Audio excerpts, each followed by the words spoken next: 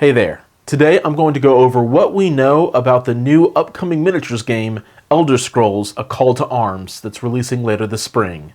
My name is Nate, and welcome to the Gamers Guild.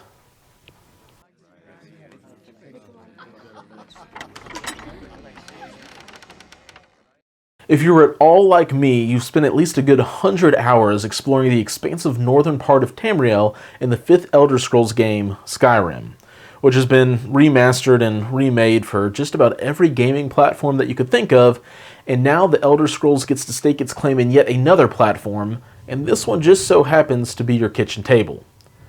Modiphius, a company that is extremely well versed in the world of gaming, is giving us another way to put hundreds of hours of fun back into the world of Elder Scrolls by giving us a new miniatures game featuring the world of Tamriel.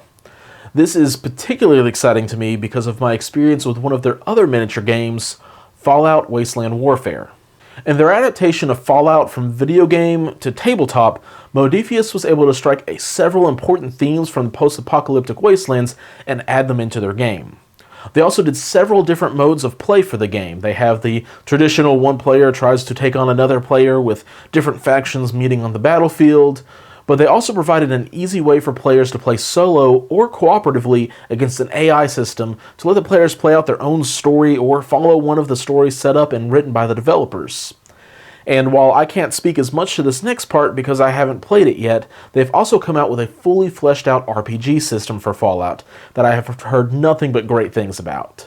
Now, I may have spent a little bit too long bragging on Fallout's system, but the reason I wanted to do so is because the system that the new Elder Scrolls game is based off of is the Fallout system.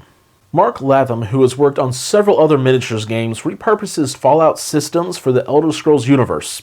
So several of the core mechanics that I already know play well is being translated over to this new game with some fantasy twists. So, enough backstory. What do we actually know?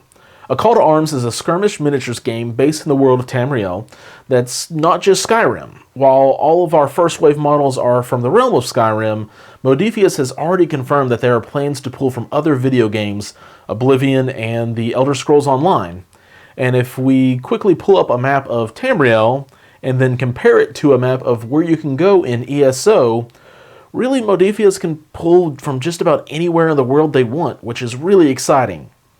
These skirmish games will range from a small party of 5 miniatures to a good-sized battle force of 12 to 20 miniatures per side.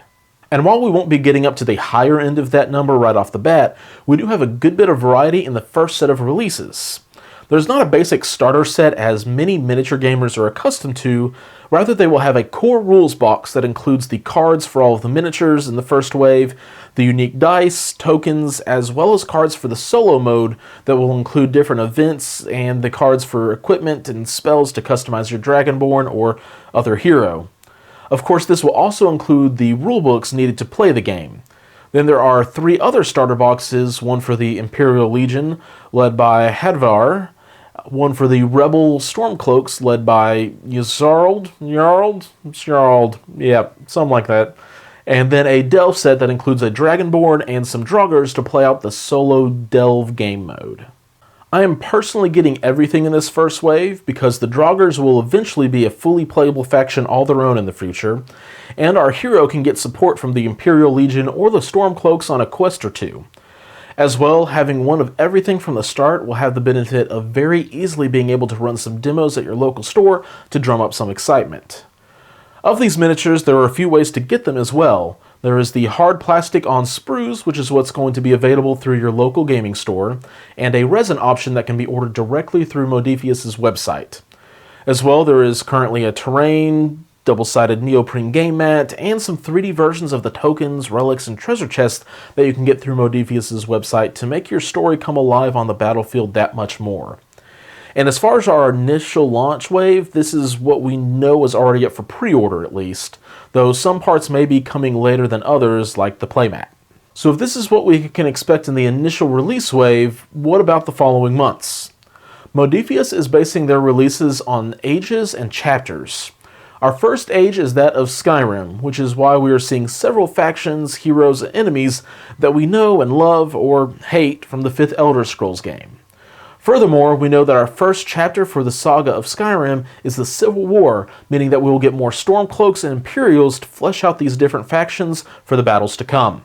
We should also be getting a couple of boxes of additional heroes to play with that will vary the different races your hero can be or be accompanied by. As well, these new adventures might also vary in playstyle as we get miniatures that seem more focused on magic or archery. We will also be getting some expansions in the form of narrative content to take your hero on their own personal adventure to level up, become stronger as they pursue their own unique story. So far, we know this includes some resource management as you have a chance to rescue a small village and make it your home. As well, you can begin to recruit and train troops, gain favor with your favorite Jarl, and build up this village's defenses to make it into a small fortress you can use to make your claim upon Skyrim. Additionally, we should expect a campaign book that includes at least 18 new missions to be played out in traditional battles and delves that focus on the Stormcloaks Rebellion. So enjoy recreating the Battle of Whiterun as you help your side move closer and closer to laying siege to the enemy's capital.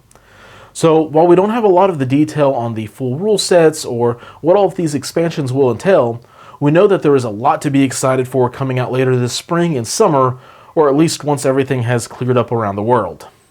And while this next bit may sound a little bit silly, one of the aspects that I'm extremely excited about is that this is going to be a for fun kind of miniatures game that doesn't need to get super competitive. Several of the missions are asymmetrical if we can judge off of the one they have shown us on the pre-order page, where there is an attacker and a defender, which will allow for some great narrative moments and beer and pretzel kind of games. If you're hungry for more information, you can follow the links I've put down in the description of articles Modiphius has put out about the game, as well as their series of how to play videos that they've put up that cover some of the basics of gameplay like attacks, movement, and damage. And as we get more information about the game, I'm looking forward to doing more reviews on the units, solo and cooperative gameplay thoughts, and playthroughs, as well as some traditional battle reports where the Imperial Legion will hold its own against the rebelling Stormcloaks. If you are interested in other updates for this game and are looking forward to the release, feel free to subscribe, as I will be making bi-weekly content up until the release, and then have weekly once I have it in my hands. Also, please comment down below which aspect of this game are you most excited about? The solo narrative play and getting to level up your own hero, or maybe the skirmishes to decide who will rule over Skyrim. Anyways, thanks for watching, and keep on gaming.